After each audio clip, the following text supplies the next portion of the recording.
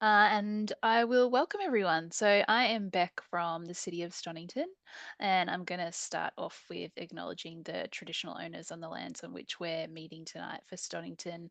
That is the Wurundjeri Woi Wurrung and Bunurong people of the East Kulin Nation, and pay our respects to their elders, past and present, as well as extending that respect to any Indigenous people who might be joining us tonight.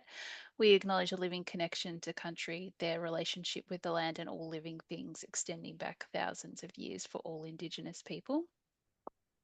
Thank you so much for participating in tonight's webinar. It's part of the My Smart Garden program. And if you haven't heard of us before, we're a collaborative program of around 11 Metro Melbourne councils. So we are going down onto the Mornington Peninsula now, which is great as well. So shout out if there's anyone from down there.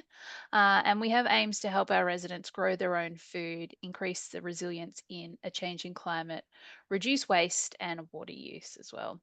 A little bit of housekeeping. You should all be muted, but please keep yourself muted during the presentation. Just helps everyone hearing what we're talking about tonight.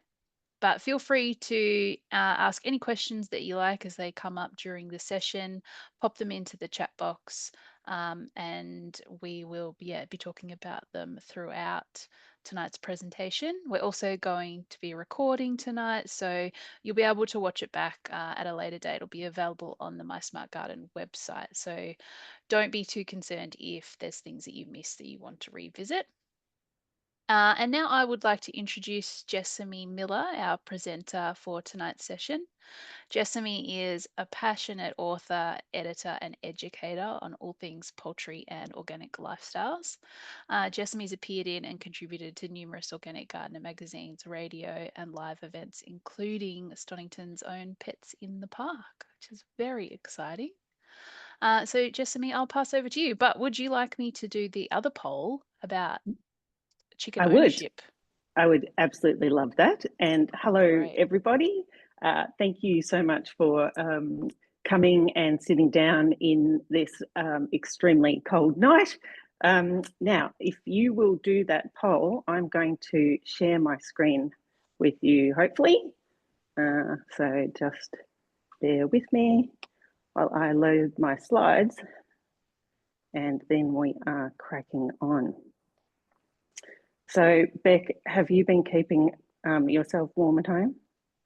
Yes, trying to. It's nice to have a little bit of the sun pop in, in the middle of the day, which has been great. But yes, it has been quite cool. Now, tell me if I'm showing intro to chickens. You definitely are. Super. And we've got 100% of people have answered the poll, which is amazing. Oh my gosh, tell me the results. It's actually pretty reasonably close. So 60% do not have chickens yet, 40% do.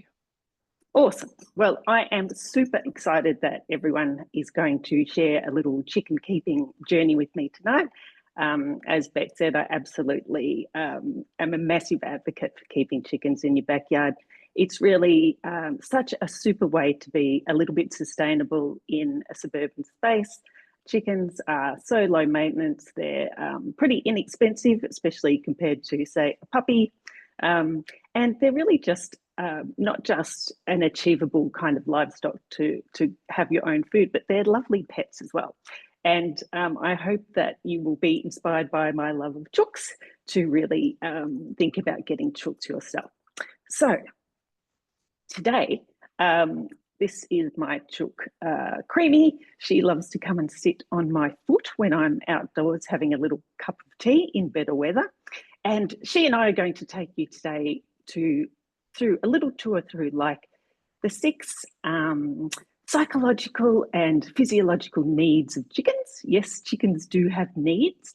So they need some safe predator-proof housing. They need space to express their natural behaviours. They need some common sense hygiene. They need enrichment or work to do to keep them happy, good nutrition, and a bit of a health plan. Now, the first thing before you even get your chooks, though, which Beck will agree, is that you need to pop onto your council website and check what your local council regulations are for keeping chickens.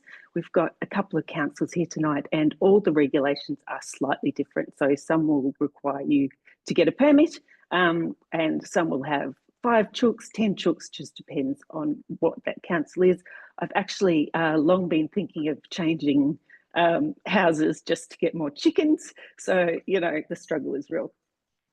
Now, before we discuss housing, I kind of want to give you a context for what to expect from chickens so that you are sort of realistic about what you're getting into. So what is a chook? Chooks are just like us in that they are really social. They need some friends to be happy. So I recommend starting with at least 3 and any number above that. That gives them a really nice, varied dynamic, and it's a little bit of insurance for you. So if something unexpectedly happens to one chook, you've got 2 to keep each other company for a while you decide what you want to do, if you want to get more chooks or you're happy with what you have. So you can expect your hybrid red laying hen type chooks to live for around 2 to 4 years, and your purebred chooks can actually live from 4 to 8 or even 10 years. And that's because, unlike the hybrids, they don't lay their lifetime's eggs all at once. They actually follow a more natural path, and that involves laying maybe daily or every second day in spring and summer. Then they molt their feathers in autumn and they stop laying entirely while they do that. And they'll have a nice break over the winter, just like any a woman would have a break between pregnancies to replenish her vitamins and get back into health. And then they'll start laying again in spring. So if you have chooks and they stop laying over winter and they're walking around the yard naked in autumn, that is completely normal. That's what nature intends. Chooks also go broody occasionally, where they'll sit on their eggs and not want to come off. And that is nature telling them that it's time to raise chooks. So nothing to worry about. You just want to get them off the nest and give them plenty of daylight, fresh air, exercise and distractions until that broodiness hormone ceases. The best time to buy chooks, especially for beginners, is at what's called point of lay, and that's around 16 weeks old. So this is a hen, she's been sexed for you, you know what you're getting. She's at the cusp of adulthood and she's got her entire productive laying life ahead of her for you. So it's good value. You can get rescue chooks, which can be a lovely project, especially with a family, but they are past their laying prime. So whether they will lay for you or not is entirely dependent on luck. So that's kind of a project that's more about providing a good life for the chook and may not get you quite as many eggs, but can still be very satisfying. And finally, it's very important to know that chooks have a pecking order. So they have a top chook, and she will peck the bottom chook on the head and generally rule the roost. And knowing who is really handy to help you understand your flock dynamics. So if you want to get new chooks, there's actually no like standardized chook supermarket to buy them. So it can be quite hard to find the chook you want, but there's plenty of breeders that sell chooks on Gumtree. Just do your due diligence and check their ratings and that kind of thing first. There's 2 big hatcheries around Melbourne. There's Chloe's Poultry and Abundant Layers in Nanagoon. They have websites and they also advertise on Facebook, so you can check them out. And if you want to get a purebred, you can look online and Google for the Breed Club and ask the secretary of the Breed Club. Most of them have Facebook pages for some breeders who are willing to sell you chooks of a backyard standard. I recommend starting with your standard laying hens to start out with because they're cheap. They're about $25 to $50 each and they're readily available and they'll lay lots of eggs for you. So that's really rewarding. But by all means, if you're interested in purebreds, go to a club show, check out all the different types, see which sort of chook speaks to you. And as you decide that you definitely want to keep chickens and you want to add to your flock, you can also add some purebreds to your red layers. When you pick up your chooks, make sure you take a carry cage. I got these ones from the school fete for $5, which was an absolute steal. And make sure it's safe and well ventilated to take your chooks home. You can't transport them in the the boot of a car, so make sure you're prepared to take them on the back seat and keep them nice and cool in summer. If you've already got chooks and you want to introduce new chooks, you might find that the flock does not like this. Chooks don't like change, and they're not really keen on newcomers, and there will be quite a bit of fighting. So we have a little trick, and it's called a holding pen approach. So you would put a little pen outside alongside your chook run, or you could wire off a corner of your chook run and just let the chooks get to know each other for 2 weeks without being able to actually interact with each other in person. That gives them time to accept them into the flock, and then you can add your new birds to the flock at night, so everyone wakes up together like they've already been there, and there should be very little fighting.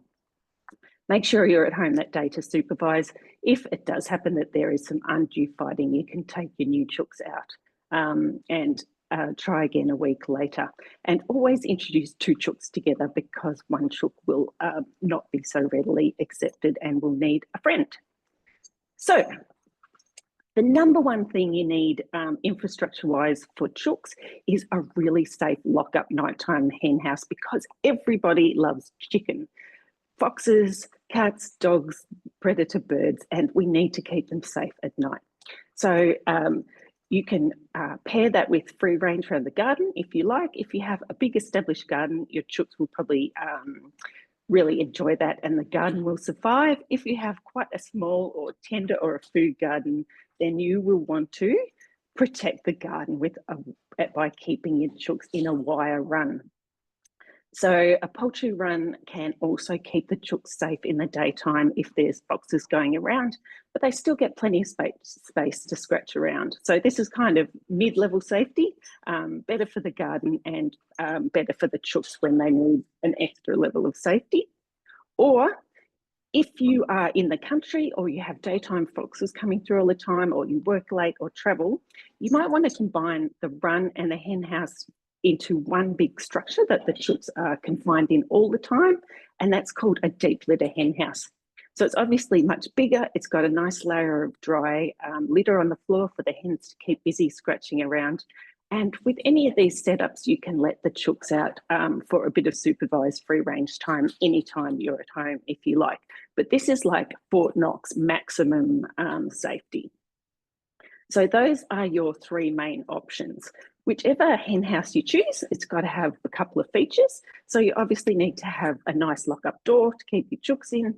You need a sturdy roof, walls, and the mesh needs to be galvanised, so kind of stiff, not soft chicken netting, which foxes can actually work away at over a nighttime and tear through. You need a bit of ventilation because it gets really hot in summer and chooks get hot. So this hen house with the wire front on the top of one side is a really great option for that. It gives plenty of ventilation in summer, but it's also weatherproof from wind and rain because it's got the 3 sides blocking out any drafts. And you just want to make sure your perches aren't sort of so that the cold air in winter is going down the back of the chook's neck or anything. So that is a great solution. Ventilation is really important in Australia. And overseas imported coops, I find, never have enough. So if you buy a pre-made coop, it might already have a wooden floor, which is great. You don't need to worry. But if you don't, you'll want to put either a concrete slab or some pavers from a big hardware store set flush so that nothing can, like a fox, can dig underneath. And just make sure that the pavers extend out from under the hen house. So there's absolutely no way that anyone can dig under there, and that will stop any pesky mice or rats as well. Now, in my many, many years chicken keeping, I've also got a bit of a wish list of things that you really don't have to have, but I really enjoy having in my hen houses. So the hen house here with the really big roof is my husband's latest creation, and I love it because that wide veranda means that there's shade around the hen house in summer, keeps it really cool, and there's a dry sort of island around the hen house in winter, which means the chooks have somewhere out of the rain. So I love a nice big veranda. It's just very useful and functional, and in weeks like this week when it's really wet, the chooks love it too, to have that extra dry space to have a dust bath and hang out. I like a hen house that is easy to get in and clean, like brush down the walls and things. So make sure that you don't have to turn yourself into a pretzel and wave your butt in the air before you can reach every corner of your hen house. Because if your chook decides to go and get sick in the corner, you need to be able to get in and get her out easily. Hubby added a extra ventilation window to this hen house for me at the back, just the narrow one, which I find really handy. That lets all the hot air out at the back and creates a little cross breeze under the roof where it's not going to actually make the chooks cold. It just lets that hot summer air out. So that's a great fun thing to have. And it's also good to have lots of sunlight getting into your hen house because it means the chooks will be happy to hang out in there and it stimulates them to lay better. So the more light that you can get. I also like a hen house that's big enough that I can put my chooks in there for the day and they're happy to stay there safely if I want to go to a wedding or, coming home late from work or something like that. So if that's something that you think you might want to do, it might be worth you having a bigger hen house than just for overnight. So consider that.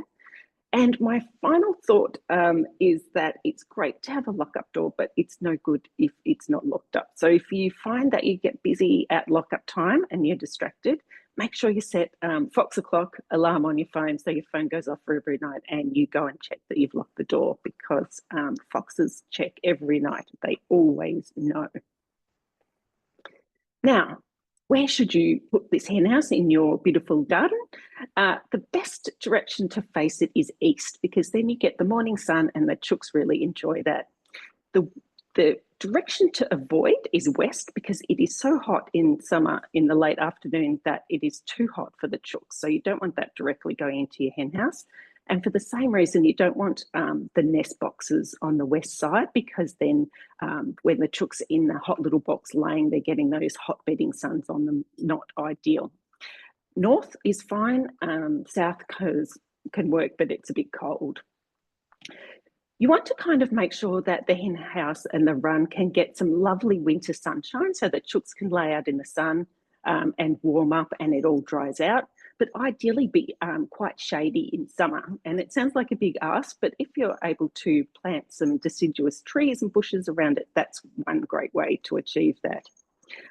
Also think about where the tap is because you'll have to fill up with water every day and where you're going to store your feed, usually in the shed or the garage, and make sure that it's not too far a trek in the rain and so forth. When it comes to an attached wire run, you've got options. You can have like just a fence that keeps the chook in and protects the garden, or it could be like a complete fox-proof type affair, in which case you want to add a mesh roof and have your walls about 2 metres tall because foxes can climb that high. Also, foxes would be likely to dig underneath, so you want to put a mesh skirt and dig that into the ground. So you need about 35 centimetres of mesh dug in a 45-degree angle outwards. And so check that every couple of years and make sure it hasn't rusted away or anything, but that will stop anything trying to dig underneath because they'll just run into the underground mesh. Chooks really need to feel safe and secure. They don't like to feel exposed. So it's a great idea to plant some nice shrubs and trees around your poultry run. And you can actually use it to grow food up and down as well. I mean, why not? It's right there. Grow some peas, grow some beans, whatever you like, a nice choco vine.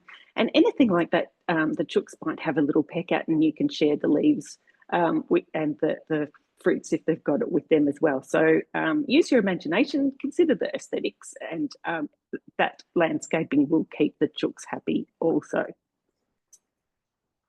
In your hen house, obviously you want to have a perch for them to sleep at night. A 2x4 squared off perch is the way to go because it is much easier for chooks to perch onto and go to sleep on than a round perch. And having a flat top means that they've got somewhere to rest their breast on overnight. The height of the perch depends on how much flying the chooks like to do. These beautiful silver-spangled Hamburgs in this photo could fly to any height, but the little silkies in the bottom corner can hardly fly at all, so they need to have the lower perch. And my little black pekin there uses the ladder to get up and down the perch. So consider how frisky and flighty the birds are when you put the height up, and also consider the all-important dismount. So if the chook has to fly into a wall to get off, she's not going to enjoy that very much. They need double the height of the perch to glide down off the perch. So if they can glide out the door, that can be a good solution, but they do need a way to get down. You've got to have a nest for all those lovely eggs that you're going to have. So I plan to have one nest per 3 birds. If you've only got 3 chooks, you could probably easily have 2 nests and that would keep them happy. But if you've got a big flock, 1 per 3, your nest box is about 40 centimetres square, and you're looking at somewhere low and dark. Chooks don't intuitively lay up a tree. So these very high nest boxes I've seen in some designs, which are great for our backs, may not suit them. Some chooks adapt well, others chooks are like, nah, I'm laying on the floor. One thing that chooks do as just a funny little quirk, if one chook lays in one particular nest box, they decide that's the only good one, and they're all going to lay in there and nothing can change their mind. So the way I get around that is that I have a communal nest box, which you can see here, it's just one longer nest box. And so if they want to all pile in together into one corner, they can, but at least they're not going to be sitting on each other and giving each other heat stroke in summer. So how much space do you need to have chooks? They need enough room to express their natural behaviours. And we want to have more space for our backyard chooks than they would in any commercial setup, because that's why we do it, for them to have a great life. So I would allow around half a square metre in the hen house per chook, and around ideally a square metre per chook in the run. So if you had 3 or 4 chooks, you would have a 4 metre by 4 metre run. Once you're getting up to like 20 chooks, you don't need to keep adding a metre per chook because you've already banked plenty of land. But just so that you've got enough space for them to do what they need to do to feel chooky, they need somewhere to perch and fly up to and exercise and keep fit. They need an area to have a dust bath so that they can clean their feathers every day. They need to flap and stretch if one of the chooks in the flock is a bit narky, and not all chooks are lovely, although most are. So they need enough room to get away from bullies, and they need something on the ground to forage through and scratch. So a bit of interesting stuff on the ground, because scratching and foraging is their work. So as well as meeting like the dimensions, ask yourself how the space is working for you and whether it meets those needs. When it comes to keeping the space clean, I take a common sense approach. It's a chook, it's a farm animal, it literally baths in the dirt, so you don't need to be sterile or anything like that. Basically, you want your hen house to be pleasant for you to go into and pleasant for your chooks to go into. So your nose is your guide. If you can smell poultry manure, then it's probably time to clean it out. I clean under my perches probably every week to 2 weeks and just move that manure into the compost. And I have a lovely dry friable litter on the floor of the hen house. So I use wood shavings, you could use rice hulls, anything that's fine, dry, and will absorb odours and moisture.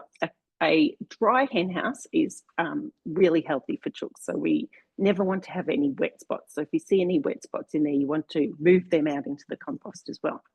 So with that nice litter, just move the manure from under the perches into the compost, and then you can add an extra bucket of wood shavings or what have you every couple of weeks to keep it turning over and nice.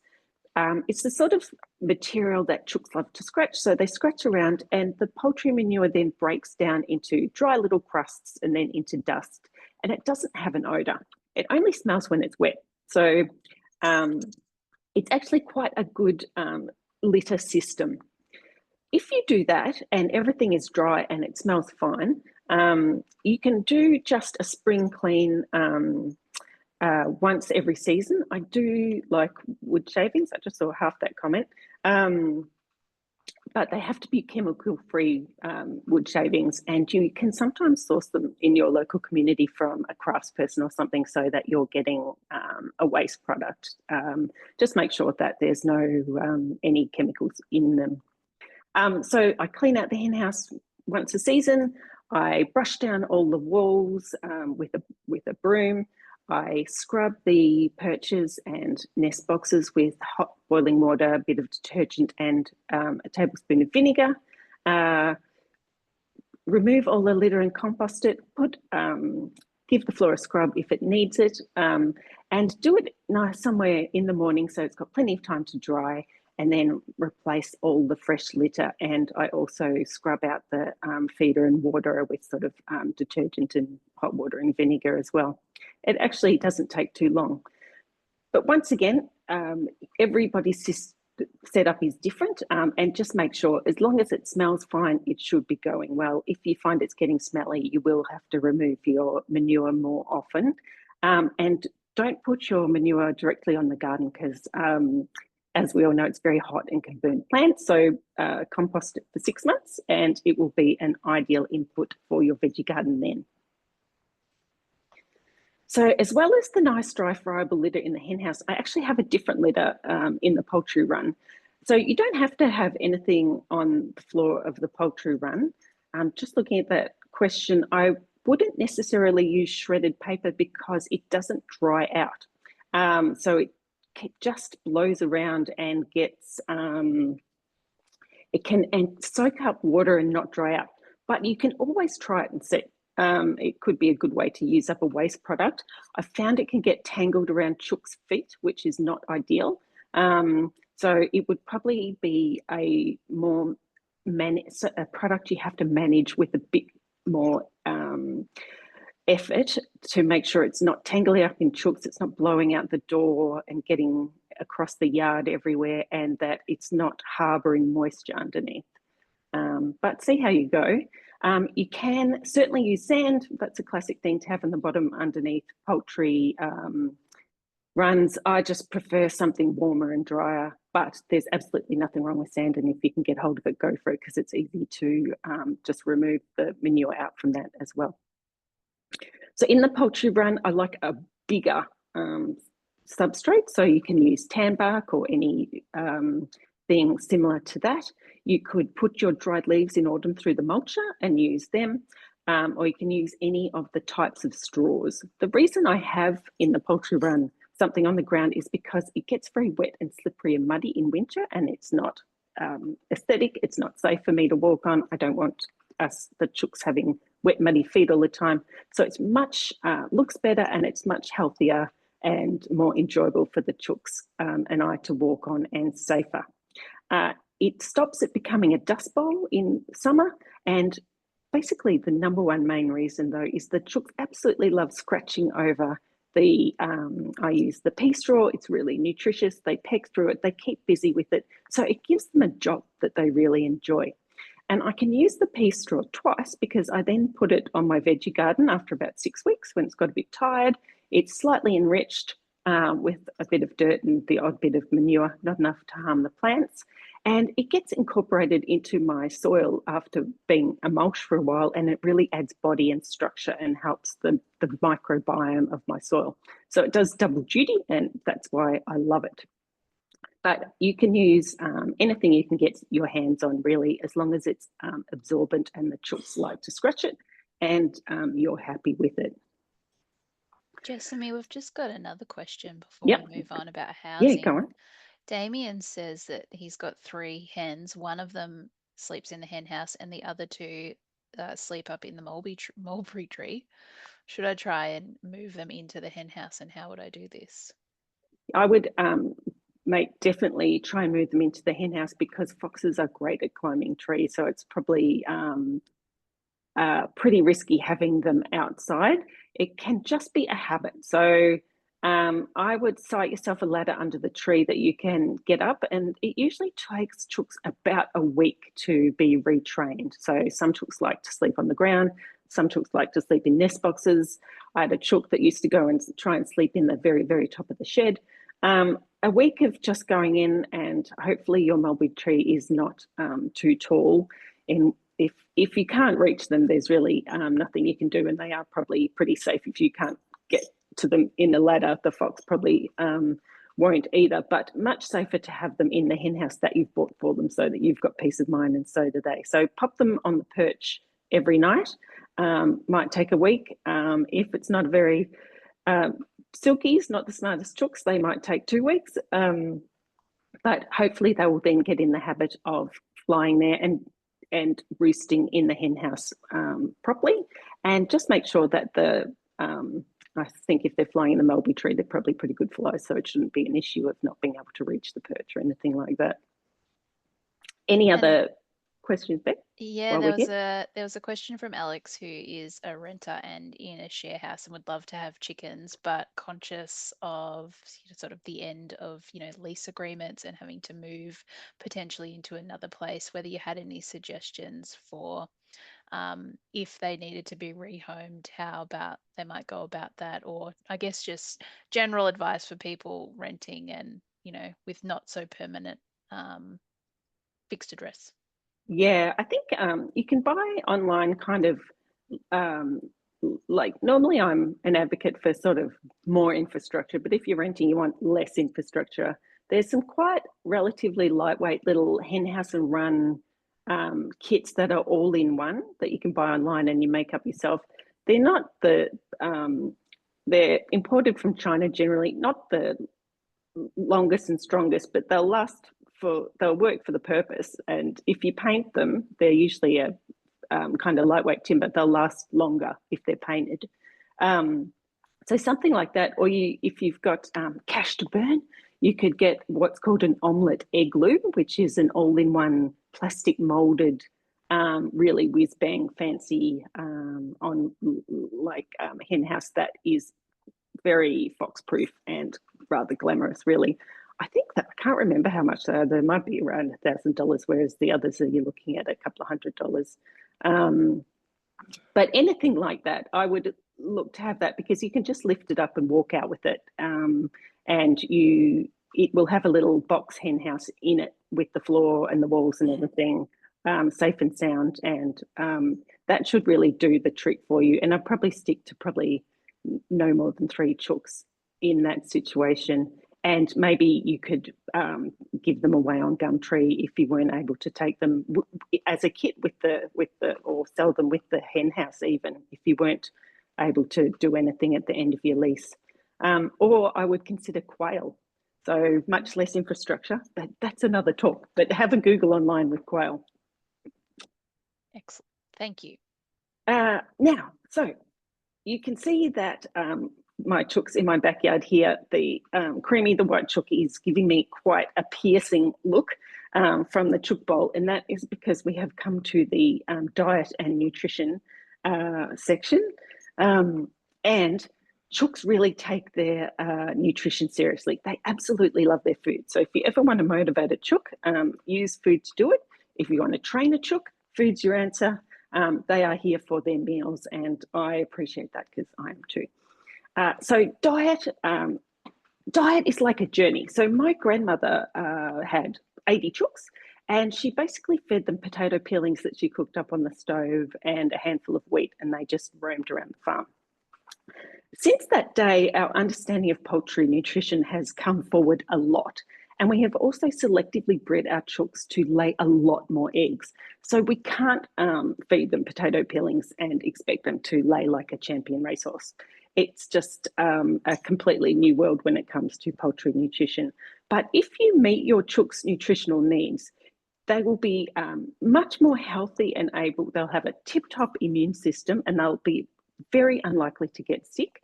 They'll be much less likely to have bad habits like feather pecking and egg eating and things like that. And they'll be able to meet their laying potential. And the eggs that they lay, they source the ingredients from their diet. So if we want to have eggs that are full of nutrition for us, that nutrition has to be given to the chook in their diet to provide to us. So there's lots of really good reasons to feed the chooks a healthy diet that exactly meets their needs. So what they need is a balanced and complete mixture of different grains. The reason they need different grains is like the reason that we can't exist on carrots for the rest of our life. Even though carrots are healthy, they don't contain everything in the carrot that you would get from, say, a multicolored salad with purple lettuce and, you know, dark green and orange and some seeds and some nuts and all sorts of things. It's a much wider range of nutrition. And for that reason, chooks also need a wide range of grains, which all have different nutrients, which together make a complete meal. So luckily, we don't have to work out this balance. It's all being done for us. And that is basically with proprietary pallets, or you can get a mixed grain mix, or you can get a mash mix. They're all exactly the same thing, just in a different format. So you've got the whole grains in the mixed grains. Chooks really love them. It's just crushed into a pallet, or it's in basically a powder as mash. All the same, all balanced, all really good. Whichever you want, you can just go for. It's completely up to you. I like to give my chooks the pellets, because if they eat the grains, they flick out the ones that they don't like as much and waste them. And I feel like they're not eating all their veggies, and that's not okay. So that's my choice, but the chooks really love the grains. So I throw a handful of grain down as scratch in the afternoons for them to just scratch around and have a bit of fun. As long as you're getting a proprietary feed that has balanced or complete written on it, you'll know that you're meeting all their nutritional needs. So chooks also need greens, just like us, and the greens give that beautiful orange colour to their egg yolks, and they're full of vitamins and minerals for them. So if you let your chooks out to free range on the grass every day, that's a great way for them to get their daily greens. They'll love it on the lawn. Just make sure the lawn's nice and short, because it's not good for them to have really long strands of grass, because they can get caught and basically jam up their digestive systems. If you don't not able to let them free range, or you haven't got any grass, you can use scraps to get their greens to them. So giving chooks scraps is like a time-honoured tradition, and I find it very satisfying giving them, the kids, you know, sandwiches they didn't eat, or an apple that's gone soft. It's a great way to upcycle your scraps that would just go in the compost or whatever. The most important thing to remember, though, is that unlike grains, scraps basically have next to no nutrition. They are purely fun and enjoyment for chooks.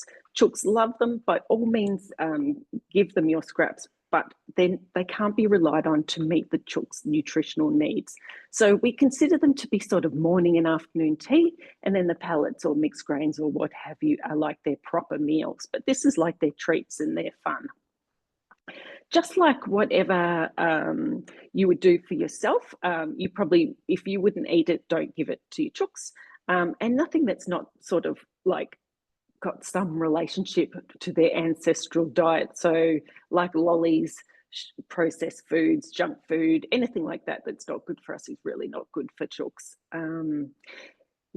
Definitely don't give them anything with mold on it. So mold is can actually be very bad for chooks, just like it's not for us to eat.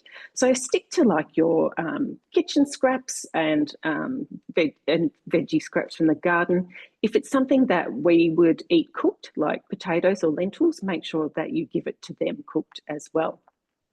And you're looking to give them around no more than sort of 15 to 20% of their daily diet being scraps, or they will start to fill up on the scraps and not get enough nutrition to actually support their egg lay. So that's what nutritionists recommend. Keep in mind that chooks actually have taste just like us. I've had chooks that liked all sorts of things and chooks that refused to eat them.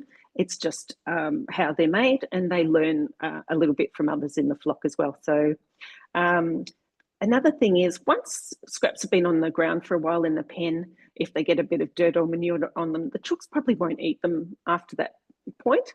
So after about a day, you want to move your scraps into your compost bin and not leave them around to go off on the floor of the hen house, because it's just going to attract flies, it's going to attract rats and mice. It's kind of unsightly and unhygienic, and since we're most of us in the town, not ideal. So make sure that you just move those on and replace them the next day, and everyone will be happy and healthy, including your neighbours. Oh, thank you. Chooks need to make their eggshells out of calcium carbonate, and they get that in shell grit. So there's a bit of shell grit in most feeds, but it's, I find, not enough for chooks, especially your prolific layers like your red hybrids. So you just need to buy a bag of shell grit from the feed store. I got one about 10 years ago, it cost me $20 and it's still going. So it's not going to break the bank. It's really handy. And put that out in a bowl for them to help themselves to replenish it occasionally, and they'll eat it every day.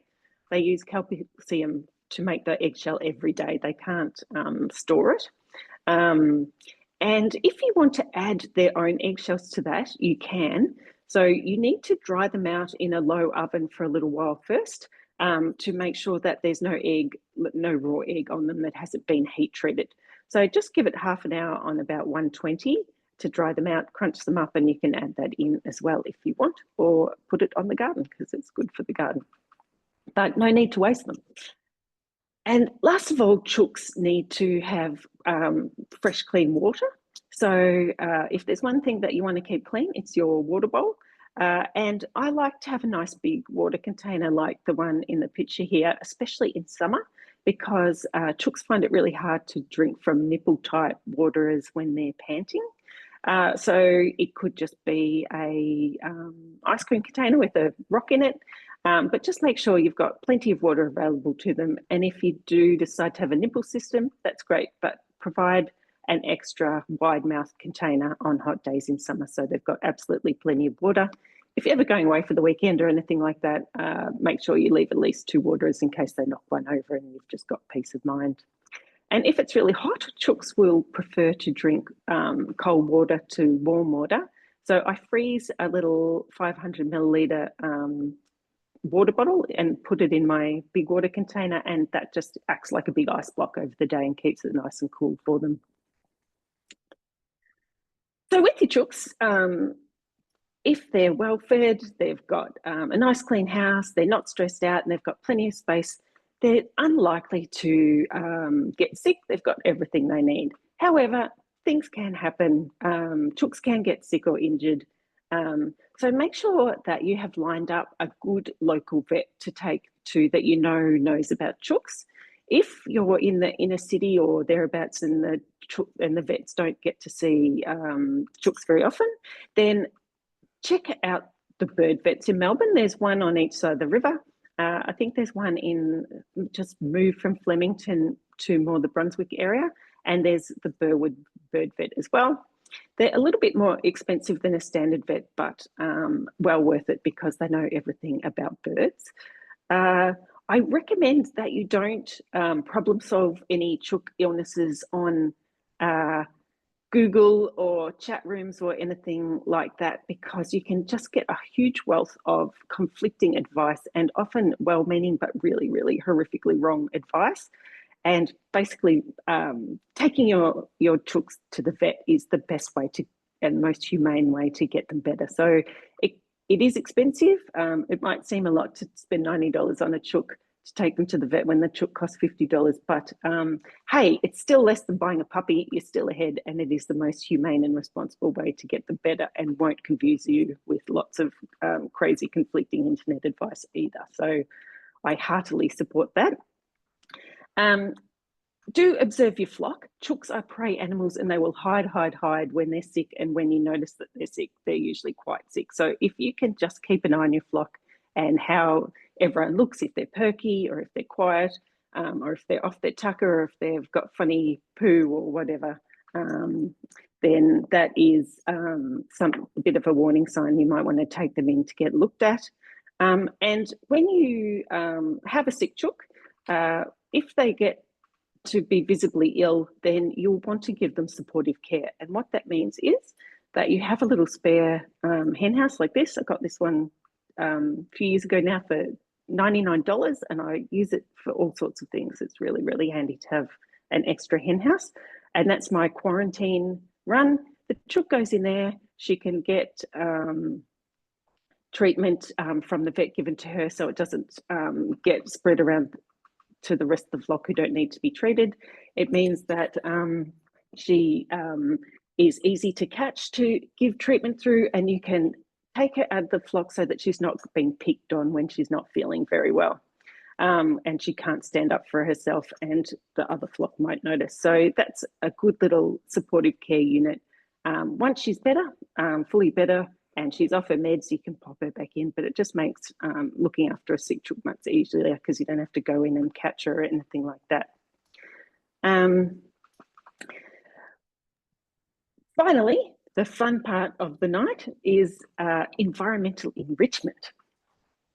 So one of the reasons that we have chooks is to give them a beautiful, lovely life that they don't get to have in commercial operations. So part of that is giving them sort of sustained interest and things to do so that they can just live their best chook life with us.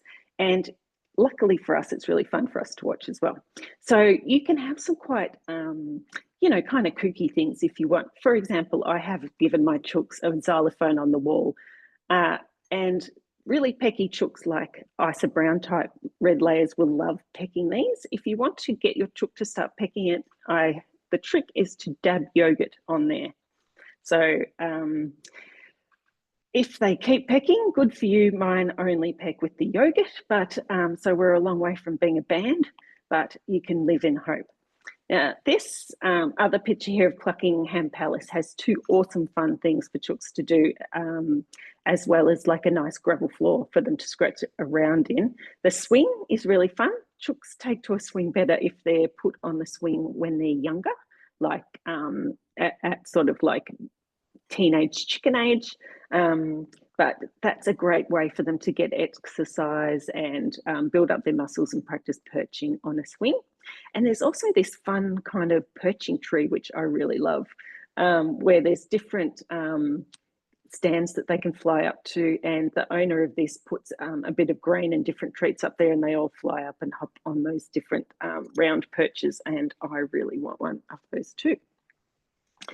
These are my chooks with their swing, and they've got a little ball in there, and they've also got a mirror in their yard as well. A mirror is great for chooks to preen in front of. It's something you'll often find in the hard rubbish that you can just paint up and add to your yard. And if you ever find yourself left inadvertently with one chook on their own and you're waiting to get new chooks to keep her company or whatever, if you put a mirror in the run with her, it'll give her a bit of fun to talk to the other chook in the mirror. I'm not really sure that they know that it's them or not, but that's a great little fun thing as well. Chooks love a podium. They like to survey their terrain. And so if you've got any rocks, stumps, a garden seat, anything like that, it's really, really enjoyable for the chooks if you can put that in there and they can stand up and have a look out at the world.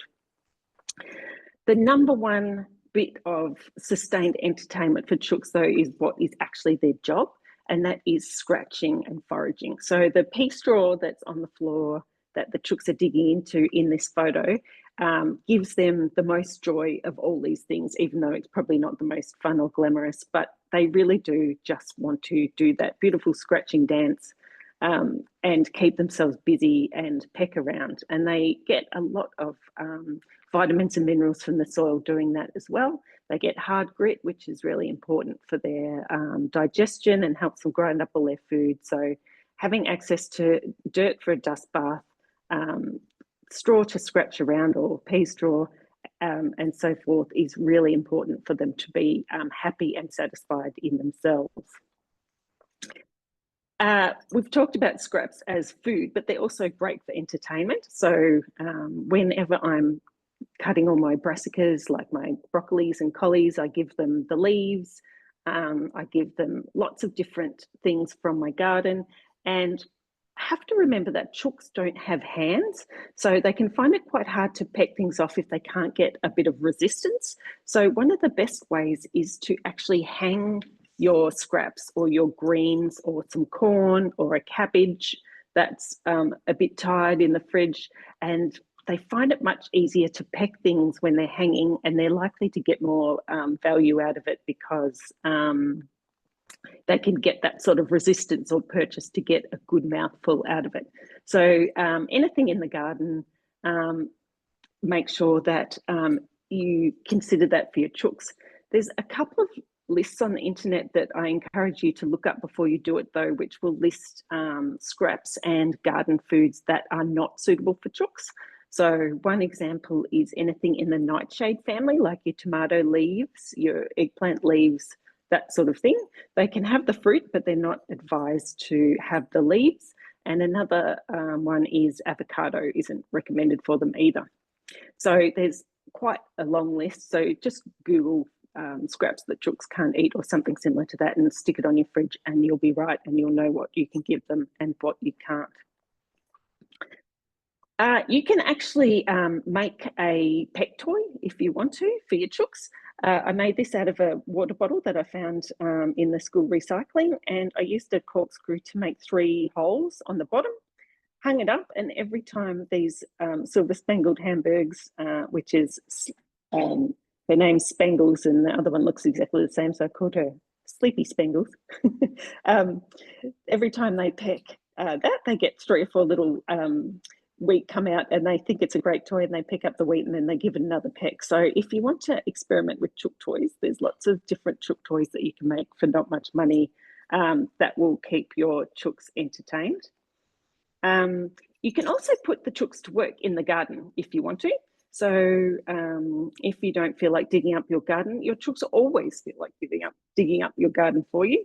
So make sure that you've taken anything that you want to live out, like, don't put them in just after you've planted your seedlings, but put them in after you've harvested all your plants. They'll dig up the spent plants for you. They'll remove any weed seeds. They'll dig up any bugs. They'll scratch around, turn over the soil for you, and you can sit on the lawn and have a nice cup of coffee while all that's going on and enjoy yourself. And you can also grow your greens along the fence, like along this fence here, and the chooks can have a little peck through without being able to get to the roots and destroy them all, but still have their own little greens bar. So feel free to use them in the garden, and you can even put them in the orchard if you've got fruit trees and let them peck up the spent fruit so you don't get fruit fly in your fruit trees. So that can be a good idea. And scratch around for codling moth in the soil when you have, I think it's late winter, the codling moth comes out of the soil and climbs up the apple trees to be a pest. So if you let your chooks scratch around under your apple trees and other pome fruit in the late winter, early spring, that can be really helpful as well. So I really want you to not only have a successful chook keeping journey, but also make the most of not just the eggs, but also the chook superpowers, which they actually make us very happy, just like any pet or other animal. So they did they had an initiative called Hen Power in the UK where they kept chooks at retirement homes. And they found that the retirement homes that had chooks there, the people required less medication, they were less depressed, and they were much, much happier. So they actually had a measurable by science impact on people's health. So make sure that if you do decide to get chooks, that you get those health benefits. Head out into the backyard, listen to the clucking. It's such a nice sound that makes you feel like your house is a home. Let them come out and help you in the garden. Yes, they will get underfoot and cause a bit of chaos, but it's great company. They're always happy to see you, which is really nice for me because I've got teenagers and they are not so very happy to, they just like to look cool, but the chooks aren't like that. And they just make great pets. They've each got their own little individual personality and quirk, and they're very interactive and fun. So if you put your chair or your garden seat outside the chook pen and hang out with them a bit and watch a bit of chook TV, I think you'll find that they are very fun, entertaining little creatures to have around, and you'll get all those mental health boosts. And like heaven knows these days, a bit of joy is not a bad thing in our lives. So I encourage you to enjoy your chooks. And if you want a little activity to go and do, go and add one enrichment activity to your chook pen and see how it goes, and observe your chooks and see if it's fun. And finally, I've just got some options for more advice that you can get if you need to. So this blue book by Gail Demereaux is like the Chicken Health Handbook. It is the book. It is the one chook health book. It's a classic. It's been reprinted millions of times. So that's something that everyone will benefit from having on their bookshelf, and it's available online secondhand. Usually shouldn't be too expensive. The middle one, the Organic Gardener magazine, has two chook books, Happy Hens and The Contented Chook. And they're both very good, I say, because I helped write them. So that's a bit cheeky, but they can be found in different places. I think they're out of print, but you can still find them online at various places. And there is a magazine for poultry that has sadly stopped operating, but you can still buy back issues. So Australasian Poultry, check that out as well. So that is all my chat, but I can see that we have some questions. Yeah, there's quite a few. I was just going to say with those books as well, check out your local library and see if they also might have some copies of it there. There's a couple of questions that I might sort of group together first, Jessamy, around health. So Felicity's wondering about diarrhea in chickens and how to address that. I know you said earlier it's best to sort of separate any hens that are looking ill. So hopefully it doesn't get passed on to the rest of the flock. Would you recommend that? And then maybe, like you said, a trip to the vet, or? Yeah, I would be guided by how sick the chook seems to be. So a really good remedy for diarrhea with chooks is slippery elm powder. It's very soothing for the gut, and it builds up the gut mucilage, and you can just mix it with a little bit of yogurt, like a little spoonful, and let them have as much as they want. They can't overdose on it. They can't underdose on it. It's just a very soothing, natural remedy. So I'd probably try that first and give them as much of that as they would like for maybe 1 or 2 or 3, say 3 days. If it doesn't resolve and the chook's bright, happy, looks alert, eyes are bright, doesn't smell funny, but just has dirty pants, I probably wouldn't necessarily take her out of the flock because she's looking well and happy. But if she's drooping, I would definitely take her to the flock and take her to the vet. So it's a matter of just keeping an eye on her and reacting as she goes. It could just be a little tummy upset. So you probably don't want to overreact. But if she starts to go off her tucker and droop, then I would definitely take her to the vet and put her in supportive care. And this question around sort of vaccinated chicks from breeders, and apparently that didn't turn out so well. So should they be requesting proof of vaccination at purchase? So vaccination is something that commercial breeders do as a matter of course. So chooks that you buy from commercial breeders will probably be vaccinated, and they're vaccinated against what's called Marek's disease, which is a very bad poultry disease. So we don't want it. Backyarders rarely vaccinate their chickens because the vaccine's only available in doses of 1,000, and it requires like that 1,000 to be basically done on the spot. And so vets don't tend to vaccinate. So most backyard chooks aren't vaccinated, and they're happy, they're healthy, and they're fine. If your chooks are vaccinated, you want them either to be all vaccinated or all not vaccinated, because the vaccinated ones will shed disease that they carry and infect the unvaccinated ones. Sorry, my cat's being naughty. So I would be, hopefully your care will prevent your chooks from being sick with Marek's disease. And it's pretty hard to fight anyway, actually. If they're going to get it, they'll get it. I would just try and stick to either all vaccinated or all not vaccinated, because that goes best. If you're concerned about it, then you would need to just stick with those ISA Browns, and you could ask them for proof of vaccination, but most commercial places just will do it. I wouldn't doubt that they have to do it, whereas most backyarders will never do it because they can't afford it and they can't access it. So there's another question again referring to immunization, and I wonder whether sometimes the more backyard breeders are referring to, that they're fed that medicated chick starter to stop the I don't know. coccidiosis. Yes, thank you. Yeah. I wonder whether that's also maybe kind of getting confused between the two. What's the other question? It was just around should chooks be immunized? I see some sellers stating that they have.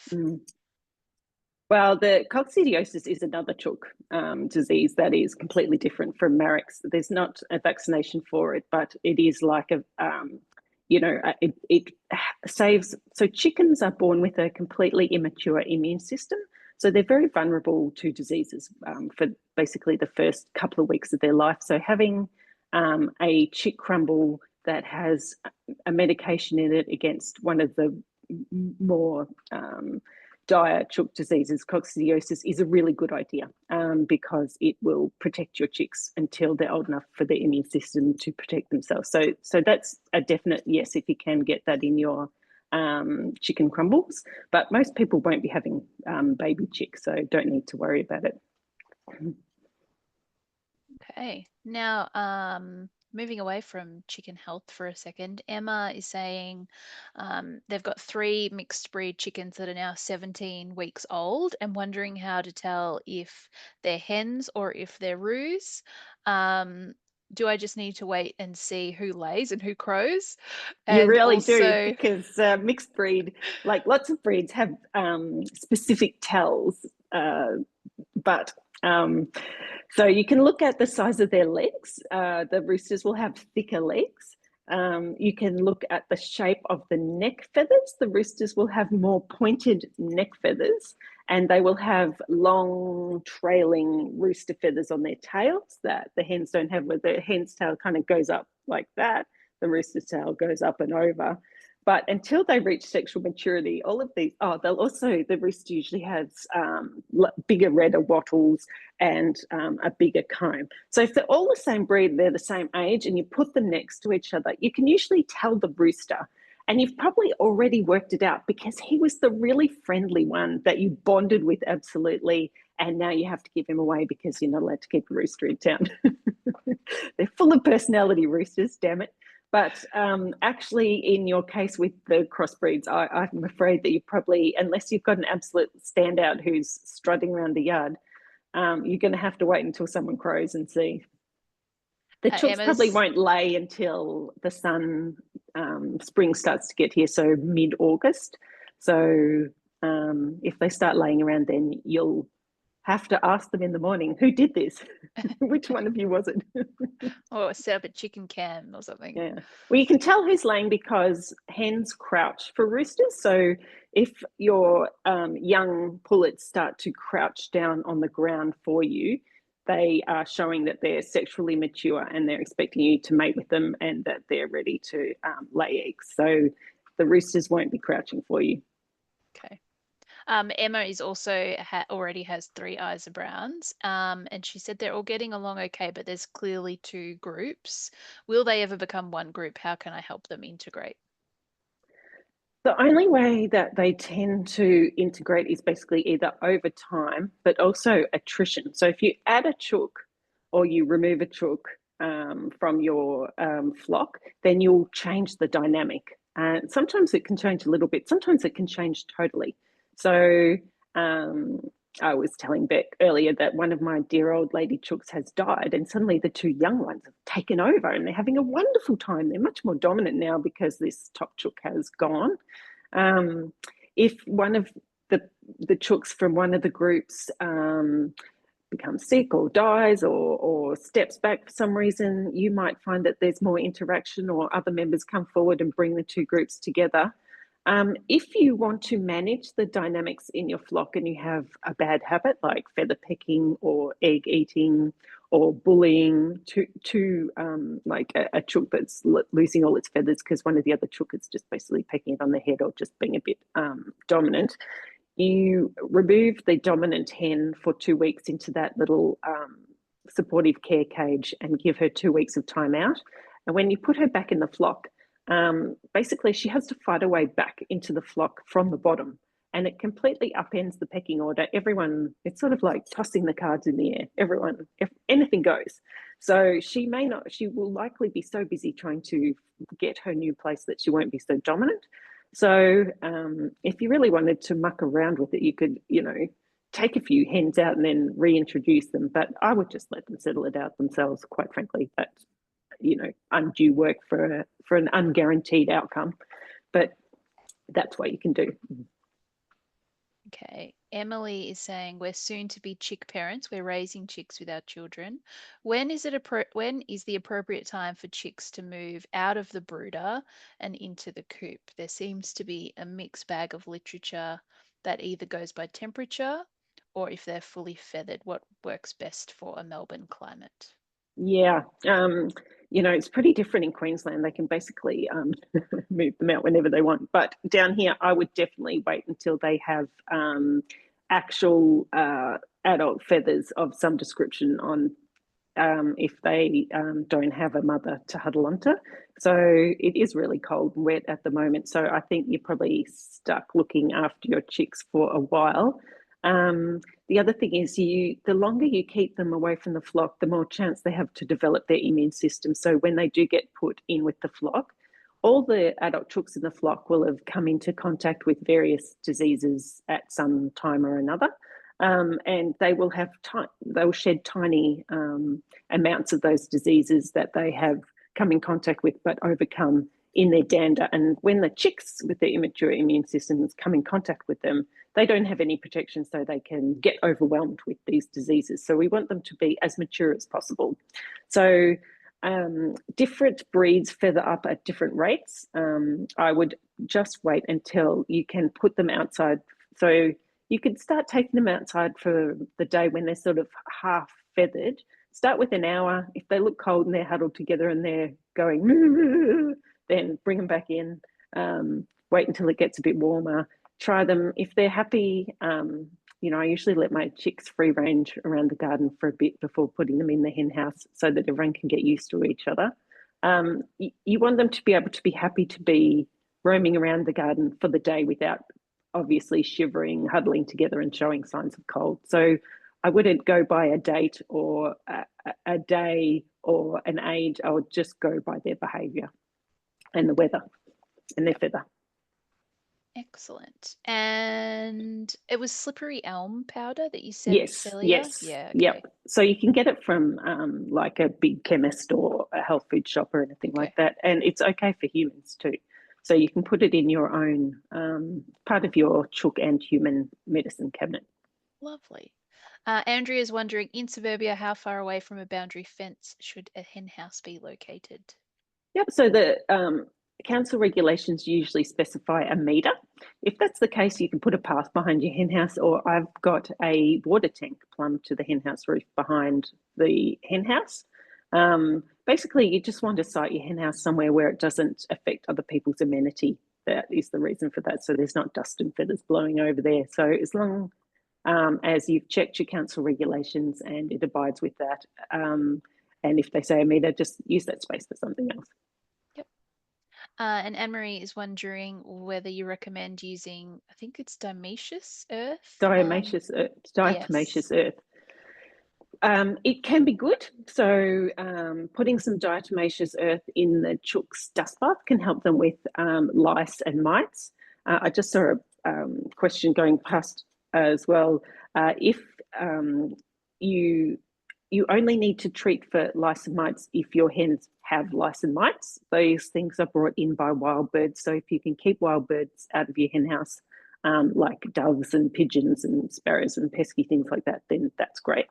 So you want to check your chook's bottom. So you pick your chook up off the pen at night, take her out into the light with a good torch or something, have a look around their butt. Look at the base of all the feathers. If they have lice, they will have clumped eggs around the feathers at the butt. And if they have mites, they'll have little black dots running around their butt and under their wings. So there's no need to treat them. If they don't have it, you take the win. Woohoo! If they have it, you need to get hold of a dusting powder The most common one is called pestine. It is natural, but it's not organic. If you want to be organic, you can get sulfur powder, which will do the same thing.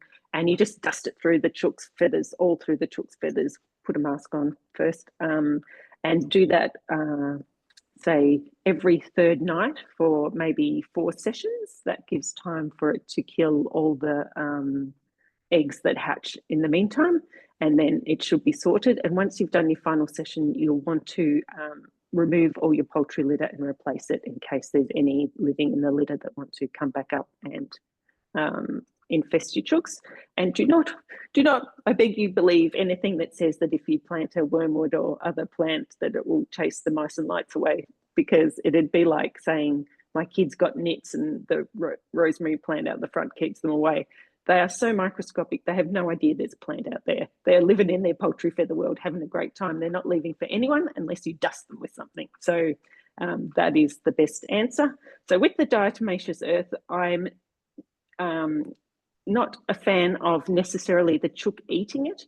I'm not convinced about that because they are very tiny, sharp particles, and I don't believe that it would do the chook much good, but it's fine for them to go in their dust bath, and it might help if it gets brushed through the feathers to help prevent lice and mites.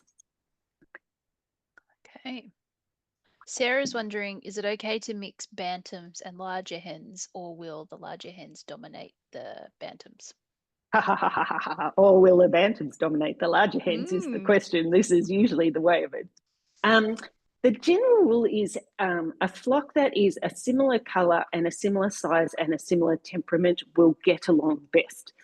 But if you have quite a varied flock, that can work quite well too. So you just want to make sure there's not one or two that is very different from the rest. So if you want to mix your bantams and your large fowl, make sure you got half-half, and that it would probably work best with quite a relaxed large fowl and quite a frisky bantam. If you've got a very gentle, dopey kind of chook like a silky, I wouldn't put them with a very smart, savvy, pecky chook like a red laying hen because they could get bullied. I wouldn't have like 10 black hens and 1 white hen because they would know. They know she's not like them and they just won't have a bar of her. So, but if you had a red hen and, you know, a spotty hen, a this or that, and a whole big mix, it can work really well. So just make sure that it's, you know, a nice medley and not someone who can get picked on for being different. And then you can mix size, you can mix colour, you can mix variety, and it should work quite well. But it does depend on their personalities as well. Yeah. What do you think about collars on a rooster? Not a fan. The crowing collars. Yeah, not a fan. I've had someone use it in suburbia with success, so that worked well. I've also had friends tell me some really hair-raising stories of their roosters eating too much and it getting caught above the collar and choking them to death. And I feel that it is too risky, actually. So if you are there to supervise all the time and you hear him if he's like, and his collar just, you know, he's having too much of a drink or too much food, or his collar gets stuck on something and you can rescue him because you're right there, then you should by all means go for it. But if you're going out for the day, I feel like you have a fairly real prospect of coming home to a rooster that is not very well, and I wouldn't risk it myself. Okay. Question about lice, which I think we answered. Our chooks are very fussy. They won't eat their organic grains, but they love the pellets. Take the win. Pellets are good. Pellets are fine. You know, my kids are the same. I have a large, very scary dog next door, which has stopped my Marans, I think is that how you pronounce Marans, it? yeah. From laying since it arrived a few months ago. Any suggestions on how I can encourage them to start laying again? I feel like you need to create quite a barrier to the dog And perhaps that will help the dog settle down too. So if you're able to move your hen house as far away from the dog as is possible in your backyard, and if you can line your hen house with some kind of, there's like insulated corrugated iron panels and things like that. If you can you could even just like lay them around the walls or something to create some insulation from the hens and the dog, create any kind of growing a few bushes as a barrier, basically as much separation, psychological and also like noise insulation as you can, so that the chooks feel that the dog is distant from them and settle down is really all that you can do.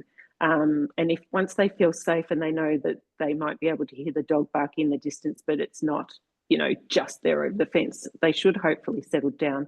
Keep in mind too that it's not laying season right now for a purebred like a Marin. So you never know, they might settle down a bit by spring. So if they're not sort of laying well into spring, I would definitely start moving things around and creating all the noise insulation that you can to get them feeling safe from the dog and feeling safe where they are. Yeah, great advice. Sarah's wondering if you have any suggestions for companions for a silkie. Mara has said they keep pecans, Belgian duckles with their silkies. Yes, so do I. So silkies are very sweet, gentle chickens. They have a beautiful big top knot, so sometimes that can obscure their vision. I encourage you, if any of your silkies can't see, gently trim their top knot. If you keep their eyes are on the side of the head, if you keep the scissors to the side, you can't inadvertently, poke them in the eye or anything, so it's safe to do that. Wrap her in a towel if she needs to be immobilized. So the first thing is the silkie will do best if she has full vision, because any chook that can't see is sort of at a loss. The Barbu Duclays will be lovely with the silkies. Barbu Duclays are nice, gentle bantams who are usually pretty chill. They're smaller than the silkies. They'll go great. My pecans and silkies got along beautifully. The pecans are a bit smarter, but they're pretty relaxed, easygoing, friendly birds too. So those are all a great mix. You could also have something like a Polish, which is another gentle top-knotted kind of breed. Just steer clear of the ices, the Isa Browns, because the silky is no match for your red layer. They can be so bossy, can't they? Yeah. And Anne-Marie is also wondering how long until chickens stop laying and what do you do with them then? Yeah, well, this is the question. I mean, it's different for every chook. So a red hybrid could lay for one season, and then in the laying sheds, they then get rid of them after one season, because they probably lay every second day for their second season, and that's not effective enough. And some of them don't lay at all for their second season. They've worn themselves out. They're done. So some purebreds will lay. I still had a 10-year-old Spangled Hamburg who was laying eggs at 10. She laid about 30 eggs a year. She just laid a couple. She still had her hand in. She wasn't retired. She was just letting me know she was still around. So it totally depends on the chook. Most chooks have a retirement. And I guess you've got to ask yourself, this chook has worked her entire life for me. Is she entitled to a retirement? Or is she not? If you have to have all your chooks laying and you don't have the space, then I guess you knock her on the head and bury her under the lemon tree.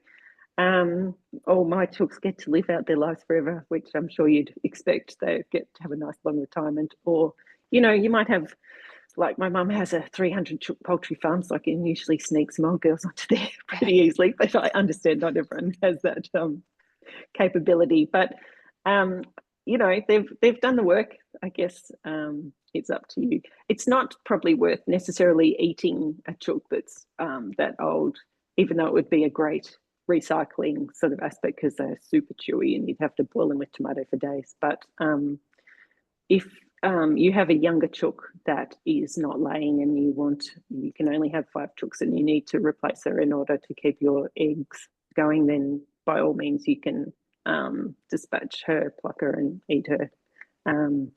But we're not used to actual mature chicken and how stringy and chewy it is, because all our chickens commercially are dispatched around 6 weeks old. So if you dispatched a 2-year-old chook, you'd be like, whoa, that's chewy. That's where we're at. And also whether you recommend clipping flight feathers. I do, especially if you've got super flighty chooks. So you only do it on one side. You would wrap the rest of your chook in a towel and pop her on your lap. It's always good to do anything like this at night because the chooks are sleepy and relaxed, and you can catch them easily by just walking in and plucking them off the perch. So you stretch out her wing. You'll see that she has primary flight feathers, which are bigger feathers, and then secondary ones, which are noticeably smaller flight feathers. So you only need to trim the primary flight feathers.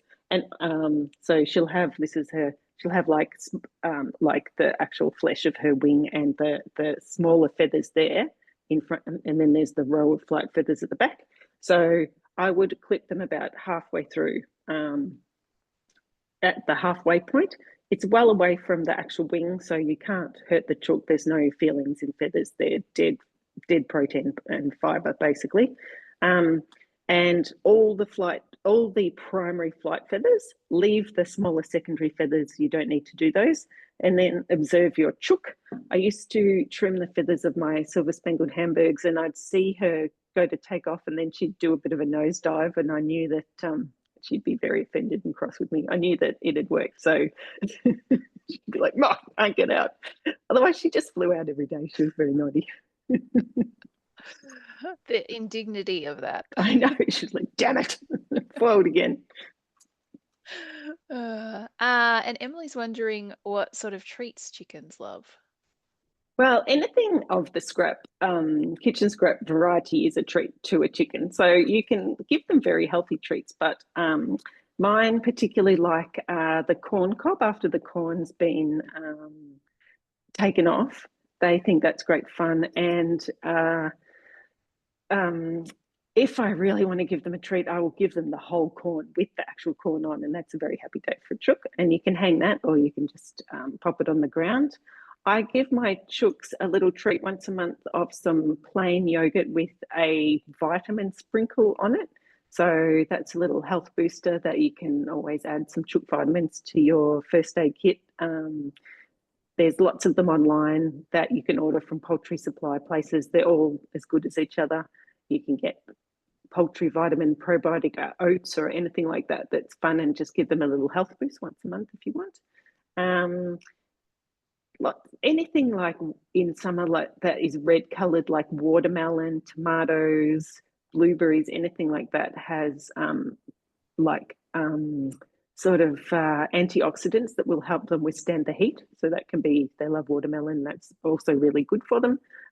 So any fresh fruit or veggies, anything like that. The crust of the bread, it's not super healthy, but it's not unhealthy, and they'll certainly enjoy that too. Mealworms is also a good little treat if you want to buy dried mealworms online. That's like a little protein treat you can give them when they're molting and that sort of thing, and they enjoy that. A few sunflower seeds when they're molting can also be good too. Yeah, perfect. That feeds into the next question I was just about to ask. Mara saying the chicken's looking a bit droopy and sad when they're molting, and what can I do to help? So extra protein treats. Yeah, it's. I mean, I know they look sad, but it's actually a normal process that every chook goes through every year. So I promise you, they're okay. They're just playing up to you. You don't. But if they're molting right now, they might be a bit cold. So fair play to them. I think that is the time to have your special, more high fat, high calorie, high protein treats like your mealworms, your sunflower seeds, pepitas, anything like that. That and a bit of a vitamin mix if you want to add that, bit of yogurt. That will definitely give them a health boost. You don't need to. Some people give tin tuna to their chooks, but I've never felt the need to do that. It's not part of the chook's ancestral diet, but if you've got tuna going that you want to do it, then do. I'd avoid things like, for example, cat food and dog food, because it can have salts and other ingredients that aren't ideal for chooks' stomachs. Chooks are much smaller than dogs, and so dog food can have quite a bit of sodium in it, which isn't really great for chooks. So the chooks may tell you that they love the cat food, but they're not supposed to have that. And Angela is wondering about the smallest size mesh a fox can get through.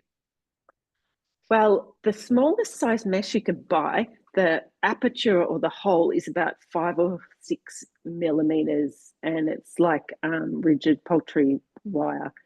If it's not too big a space, I would go for that because it's going to exclude not just foxes but also mice, rats, sparrows, which is really good, snakes, all that sort of thing. So if you're going to go for it, I say go for it.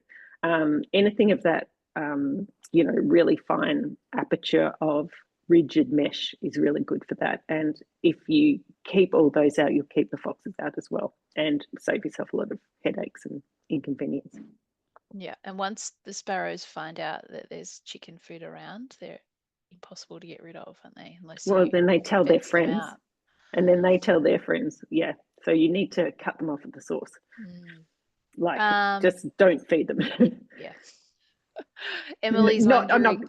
I can imagine people cutting off the sparrows, like, not saying that.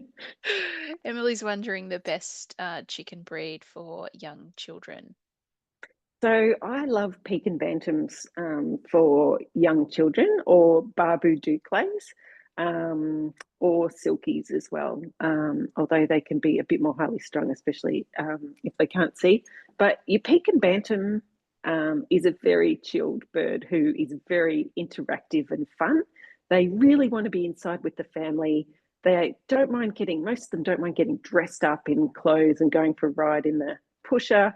And the Belgian Bantams are actually pretty similar, relaxed. And because they're really small, fluffy birds, they're not scary for kids. They're not looking kids in the eye, like giving them this hairy eyeball, like and threatening to chase them. So they're really easy for kids to handle. And with the kids and the chooks, I have a few rules. So no chasing the chickens. And the way you get the chooks to trust you is you sit quietly with a little tin of some yummy grains or something like that and let the chooks come up to you, and they can stay as long as they want. And it's consensual, and it goes by what the chook consents to. And when she walks away, she's saying, I'm done.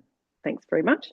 And if you build that behavior up over time, soon you'll have the chook sitting on the knee, and the chook's free to go whenever she wants. So she's happy to come up whenever she wants, and it really builds a strong and animal-centered, animal friendly sort of relationship between kids and chooks that they can use for other animals, and is just really healthy and nice. Lovely. And Emily's kids are watching and loving the talk, so that's amazing. Thanks for Hello, coming. Emily's kids. Great to Thanks have for you. joining us. Yeah. We've got 2 minutes left before we have to tie up. So if there's any other questions, I can probably do one or two more. But in the meantime, just wanted to thank everyone for coming along, and thank you, Jessamy, so much for your time and all of your exceptional wisdom. We will be sending out a survey, should go out exactly when this finishes in 1 minute. So we would love to hear your feedback. It's really great for us to, show our bosses and talk to them about how much everyone loves the My Smart Garden program and all of the free workshops and webinars that we run. So if you could fill that in, it's very, very short, I promise.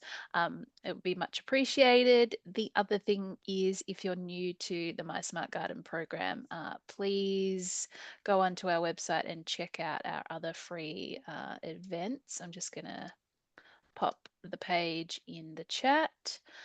There's things on small space growing coming up, both in person and online. I think there's a salad growing workshop as well. So yeah, jump on and see if there's anything there that you're interested in. But just looking back to see if there's any other questions.